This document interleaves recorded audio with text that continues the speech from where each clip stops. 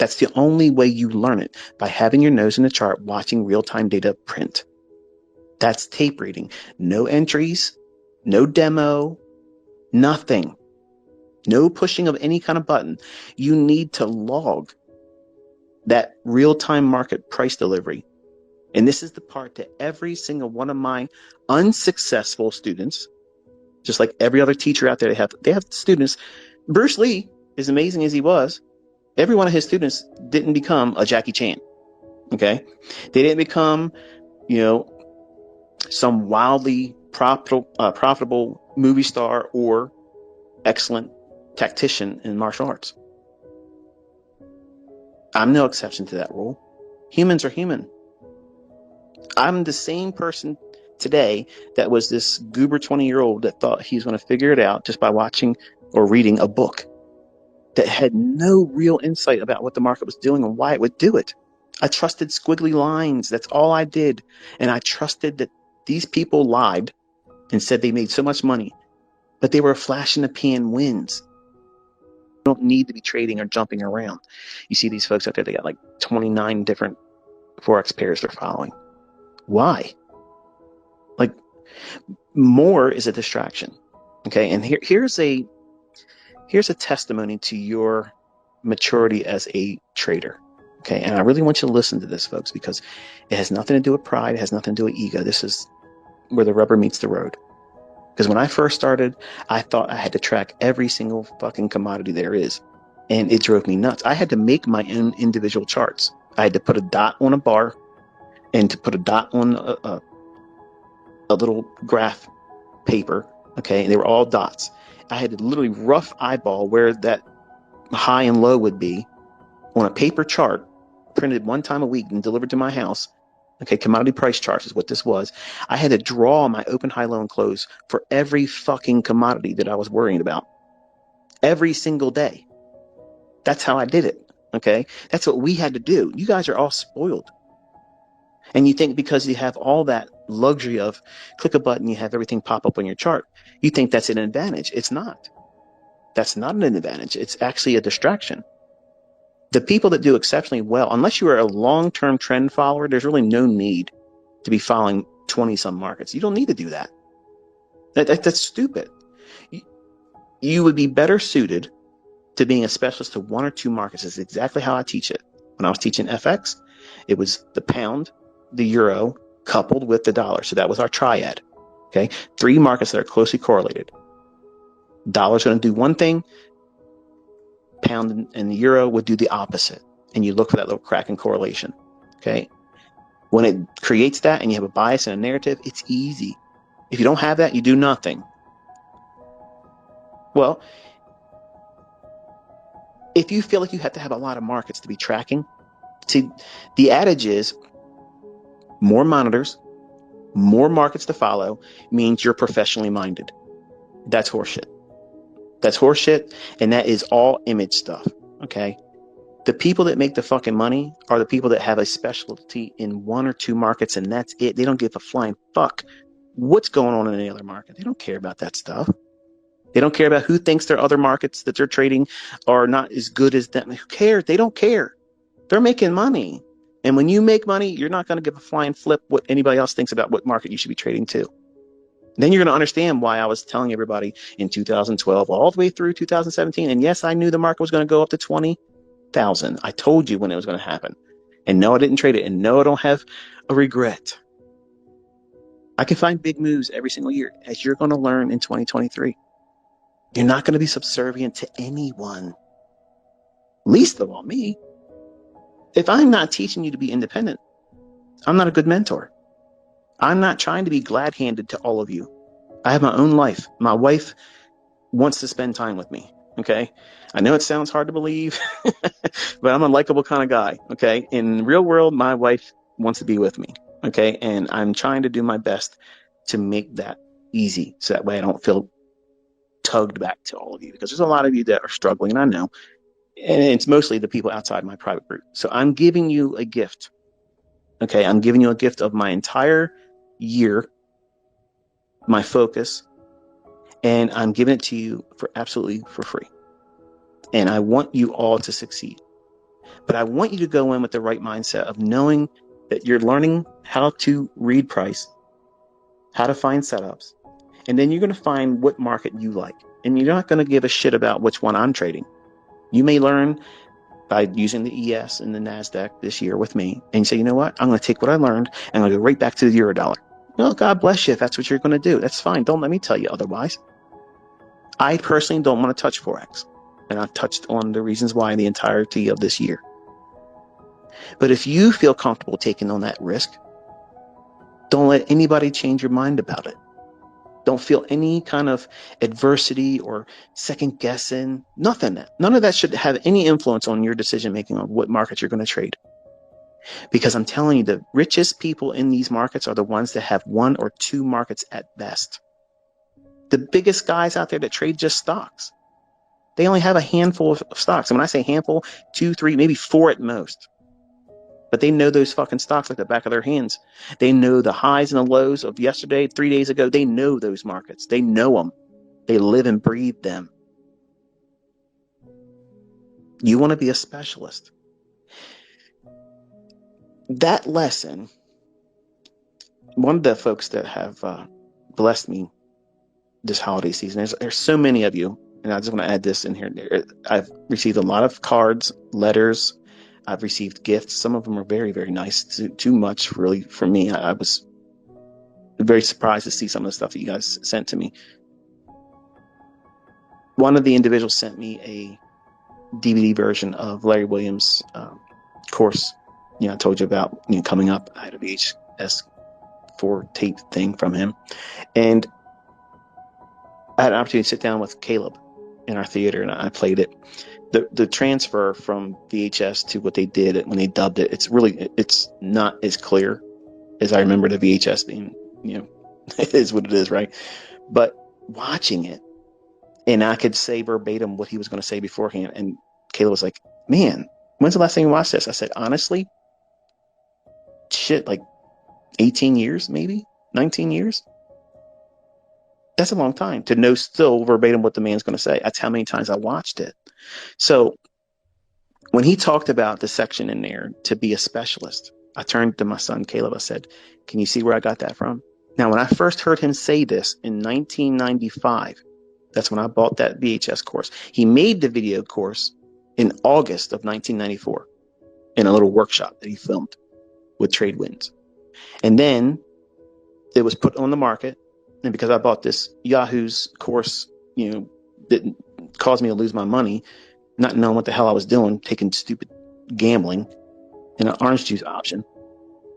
By buying that guy's course, the mailing list that he was building, Larry Williams was a purchaser of it. And then I ended up getting Larry Williams shit sent to me in the mail. I was like, well, shit, I'm going to buy his stuff. He made $10,000 turn to $1.2 million in a year. Hey, I want to learn from that guy. And then when I listened to him say this particular thing in 1995, now mind you, this is the 3rd year of my trading coming up.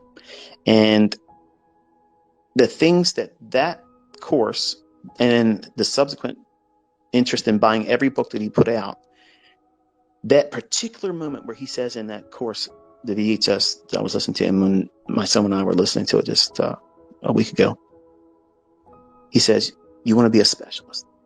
When I first heard it in 1995, it went in one ear out the other, because in my mind, what I took away from his course and his materials was, all right, what Larry's telling me as a fledgling student is I need to be in here trading every one of these fucking markets, and I'm going to catch all the big moves. I'm going to be in every one of them. If coffee's going to go up, I'm going to be in that one. If sugar's going to be, I'm going to be in all of them. But I didn't have the margin to be in any of those. I had to be out of certain markets because I didn't have enough money in my account to even meet the initial margin to trade them. When I first started trading, I didn't have enough margin to even touch an S&P contract. Think about that. And here I was, 20-some years old, thinking, I got to watch all these markets. And I literally was updating the charts for palladium and platinum, pork bellies. What? But that's how I was. I was going hard. I wanted to make sure nobody was going to question me and my tenacity and my desire to be good at this. And I didn't listen. I did not listen to what that man said in that freaking video that made the best impact in my learning curve. When I reduced all the bullshit down to one or two markets, what were they? The S&P and the bond market. Once I started doing that, and I didn't give fuck all what the grain markets did. I didn't care what the meats were doing, live cattle, lean hogs and things like that. They're great markets. There's nothing wrong with them per se, but there's better markets to trade, especially if you're in there looking for short-term setups. And because of my infancy as a trader and just a total neophyte, a goober by all definitions of the word, I had no idea what the fuck I was doing. I couldn't appreciate the good logic that he was sharing, much like some of you. When you listen to me, you think I'm full of shit about certain things, you go out and you try other stuff, or you try doing it sooner, you hurt yourself, then you come back remorseful thinking, okay, I've been humbled, let me listen to the man. And all of a sudden now you learn. Okay, well, that's what had to happen to me. But when I'm talking to you like this, I don't want you to feel like you have to go through the same shit that I went through and other people that like that same mindset thinking they're going to be the exception. So I turned to my son, Caleb, and I smiled to him. I said, do you see where I got that from?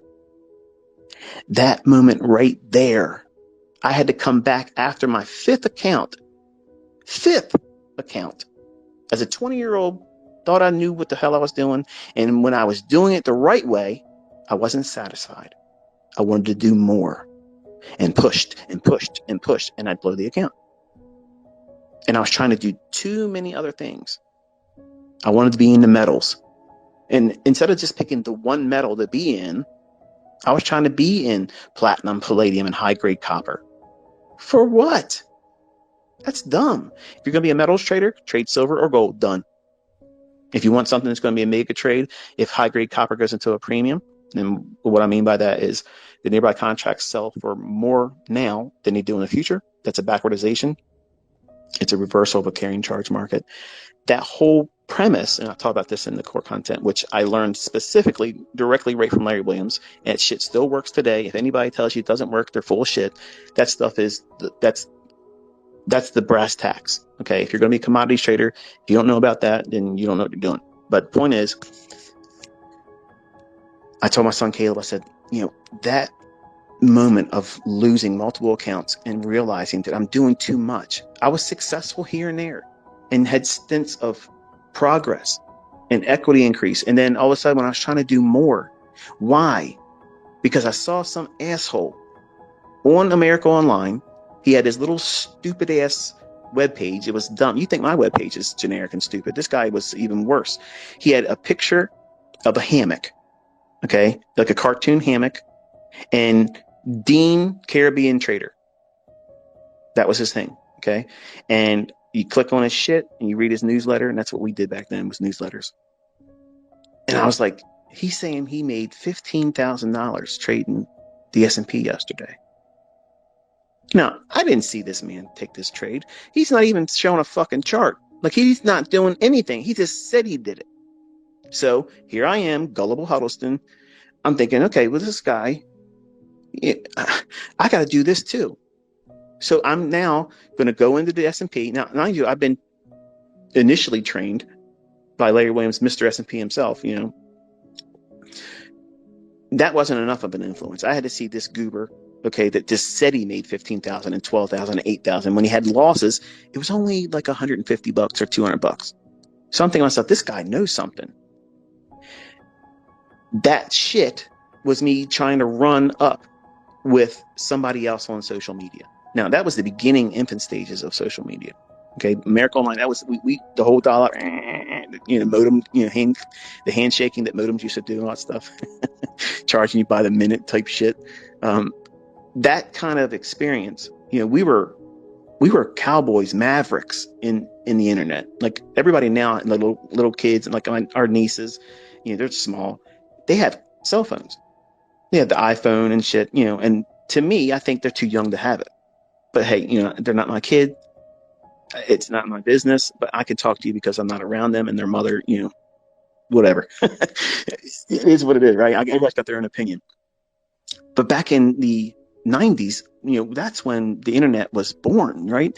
And that whole influence of social media, because I was young, I was very impressionable because I've had this chip on my shoulder. I had to prove myself. So when I saw this guy out here, all he was doing was typing that he did this. Never showed a chart, just did the whole thing.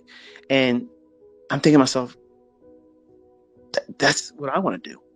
Like, I want to do that. And if I'm having an impact on you wanting to be like me, like when I shared that trade today, or anytime I share a trade, I want you to think about the logic that I'm doing. Don't look at what I'm showing as a trade result. Don't let that be the driver. Let the management, the placement of my entry, and the stop management, and where I take partials, let that be the driver for what you want to try to be like me with. Take the money out of it. Okay. The whole business of having that money there, that is the little hook that I use. Now, I don't advertise. Okay. But when I was on Twitter years ago, I would literally do this over and over and over again, show example after example.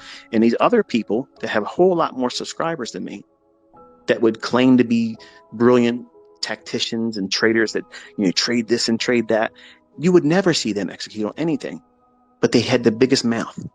So I challenged them all the time. I'd stand right in front of them and say, look, here, I'm the wrecking ball. I'm here. I'm the wrecking ball. Okay. Not some guy down in Texas. I am. And when I stood in front of every one of them, they either blocked me or just made fun of the fact that it was demo. I was like, it can be demo. I'm going to show you what the market's going to do. You show me what you're doing. I'll stand out here and be the clown and show you with a demo that you can't even come close to what I'm doing. And you can use your live account results. And it never panned out. They never would do it. But it hurt me. It made me chase shit that I should have had no business messing around with and believing people that had no reason to be believed. So when I teach and I show my examples, this is why I share it to you publicly. Because if I didn't know what the fuck I was doing, I couldn't replicate this stuff. On TradingView, they just added this little feature where it has like that little lightning bolt at the bottom showing you that's real-time data. You can't fake that. It's right there. Okay. There's no delay, and you can't do trades with market replay. So if you know that that's a character flaw in you, and mostly for the men, you got to be careful, even with me. Okay. Because when I'm showing examples, yes, I'm showing you precision. Yes, I'm showing you logic that I've already taught you to inspire you to work towards that. I'm throwing the number of what the results would be in the faces of all these people out there that talk shit. Okay. And they try to do 50 different trades over leveraging. And that's supposed to convince you that they're a good trader. That's gambling. And if you're blowing your account, going maximum loss several times in the same week, and you're deleting those live streams, that communicates fraud. So when I sit down and I go through the logic of really watching real-time data, and I'm live execution, these are being pushed real time. There's no way of faking that. There's no way for me to hide the fact that I'm annotating the chart. I'm typing it out. Those things prove proof of concept in theory. And if these things weren't so, you all would see that. Period. End of story.